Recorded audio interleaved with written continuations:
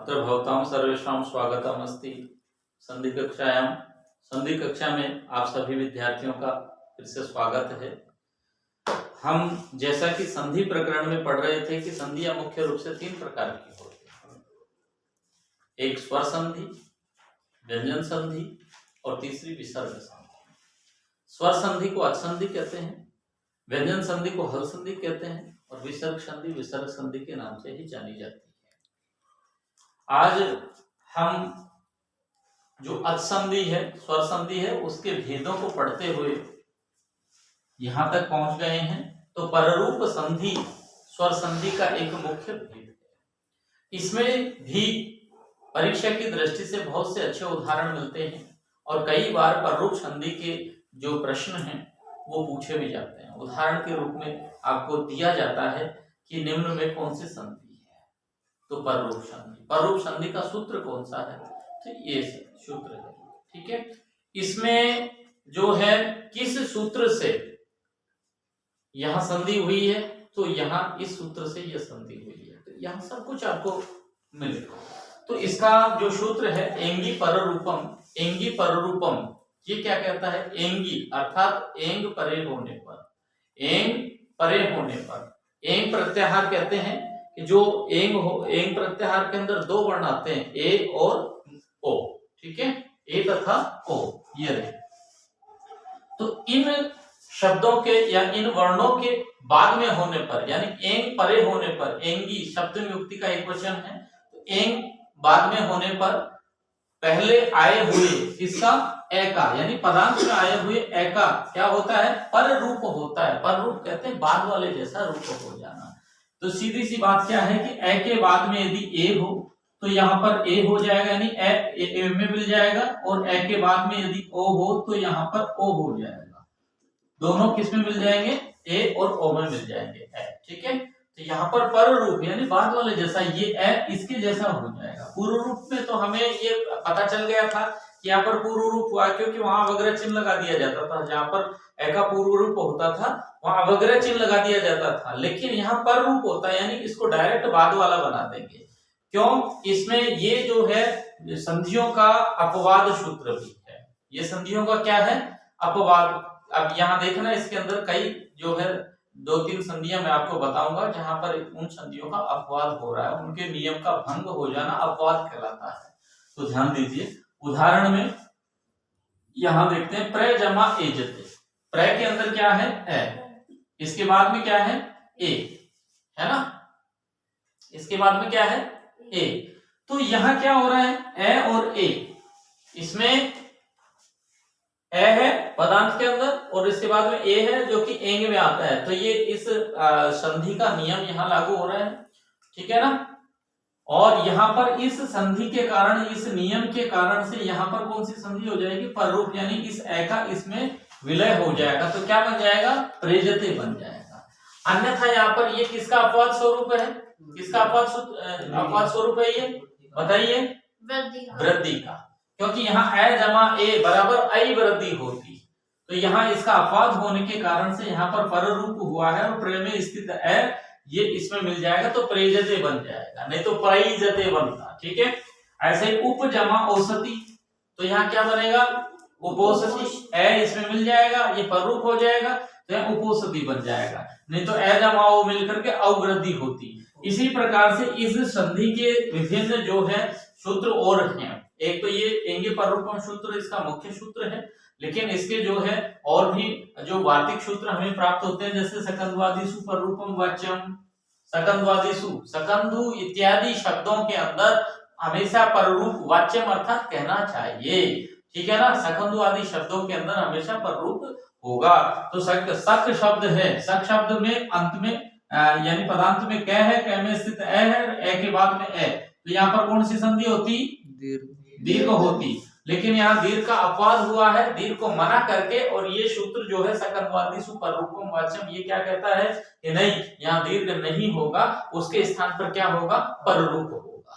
तो यहाँ पर पररूप होकर के क्या बन जाएगा, ये ए इस ए में मिल जाएगा, तो क्या बन जाएगा, सकंधु। ऐसे ही कर्क जमा अंधु, तो यहाँ ये ए इस ए में मिल जाएगा, क्या बन जाएगा, कर्कंधु। मनस प्लस ईसा तो मनीषा। अब यहाँ देखिए ये जो इस श का नहीं होगा, यहाँ न में स्थित ए और ये स दोनों का मिलाएंगे, इसमें दोनों का पररूप हो जाएगा अश, क्योंकि टी है ना। तो टी संज्ञा किसकी होती है? अचो अंत्याद टी, है ना, इस सूत्र से कि अचों के अंदर जो अंतिम अच है उसकी टी संज्ञा होती है। तो टी में जो अंतिम अच और इसके बाद आने वाले हल भी इसमें शामिल होते हैं, तो यहाँ अस की टी संज्ञा होगी और इसका क्या हो जाएगा? पररूप हो जाएगा और बन जाएगा मनीषा। ठीक है, मनस प्लस ईसा मनीषा।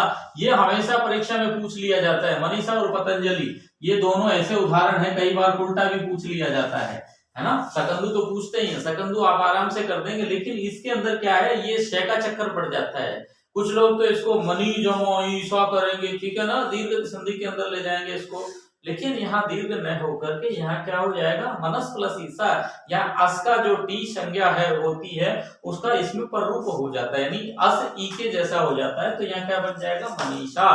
फिर कुल जमा अठा, तो ये कुलटा हो जाएगा। पतत प्लस अंजलि, यहाँ अत जो है उसकी टी संज्ञा होगी और यहाँ पर ये इसमें पररूप हो जाएगा, पतंजलि बन जाएगा। मार्त प्लस अंडे, तो तय में स्थित ए है वो इस ए में मिल जाएगा, मार्तंडय बन जाएगा। ये सारे के सारे इस सूत्र से निर्मित होंगे, सकंदवादिषु पररूपम वाच्यम। ठीक है, अब दूसरा सूत्र आता है सीमंत, है ना, सीमंत केशवे से। सीमंत केशवे से यानी सीमंत शब्द जो है केशवेश अर्थात बालों में जो मांग निकालते हैं, बालों के अंदर जो मांग निकालते हैं ना, वो क्या होती है? सीमंत कहते हैं उसको। तो उसके अंदर यहाँ पर सीम शब्द में जो मैं के अंदर ए है और इसके बाद ए है, यहाँ पर इस ए का यहाँ पर रूप हो जाएगा, तो क्या बनेगा? सीमंत। अन्यथा यहाँ पर अकस वर्ण दीर्घ से कौन सी संधि होती?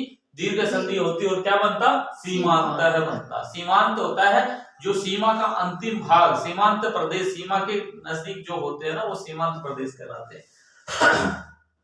ऐसे सारंग पशु पक्षियों, जो पशु पक्षी के नाम में सारंग नाम आता है, सारंग, तो उसके अंदर यहाँ पर भी पररूप होता है। जैसे सार जमा अंग, तो सार के रे में स्थित ए है और अंग का ए, यहाँ इस ए का इसमें पररूप हो जाएगा, यानी इस ए में विलीन हो जाएगा ये पूर्व वाला, तो इसलिए यहाँ क्या बनेगा? सारंग। सारंग यानी पक्षी विशेष, ठीक है ना, पशु विशेष, पक्षी नहीं पशु विशेष। सारंग एक हिरण की प्रजाति है, तो सारंग बन जाएगा, नहीं तो सारंग बनता कशवर्ण दीर्घ से।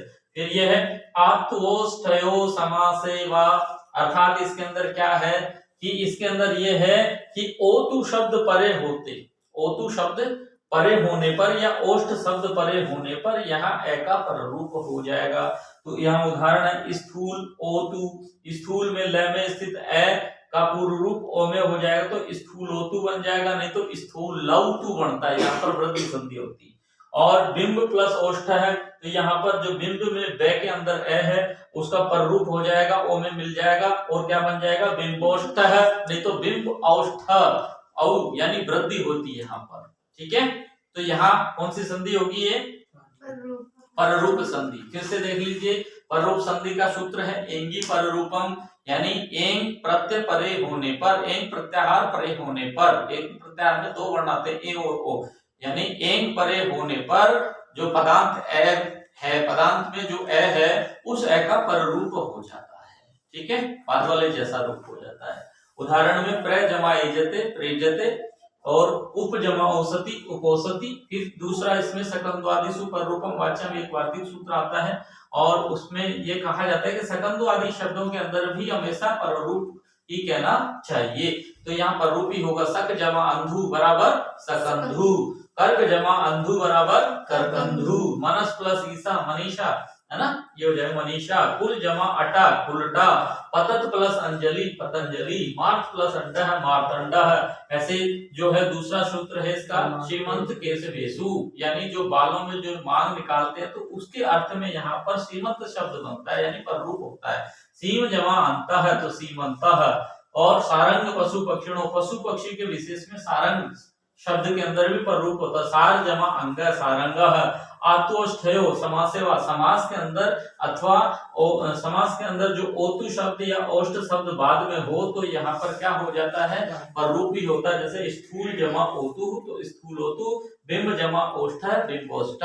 ठीक है, ये जो सूत्र है ये मुख्य रूप से एक तो जो है आपका अकस्वर्ण दीर्घ का अपवाद सूत्र है, अपवाद स्वरूप है। दूसरा एक जो है आपका वृद्धि संधि का अपवाद, ठीक है। तो दोनों अपवाद यहाँ है। इस प्रकार से यहाँ जो है आपको समझ में आ गया होगा कि ये जो पररूप संधि है वो किस किस का अपवाद है, किस किस का है, दीर्घ का और वृद्धि दोनों का अपवाद है। क्योंकि यहाँ पर जो है पहले वाले पदांत में जो ए वर्ण आता है उसका बाद वाले वर्ण में विलय हो जाता है, अर्थात उसका जैसा रूप बन जाता है, इसलिए यहाँ पर पररूप संधि होती है। ठीक है, समझ में आ गया होगा सभी। इस जो है हमारे चैनल को लाइक करें, सब्सक्राइब करें और शेयर करें। और अगर समझ में नहीं आया हो कुछ, अगर आपके शंका रह गई हो या दिमाग में मस्तिष्क के अंदर कुछ ना कुछ संदेह रह गया हो तो आप हमें कमेंट करके बतला सकते हैं, हम आपकी समस्याओं का समाधान तुरंत करेंगे। धन्यवाद।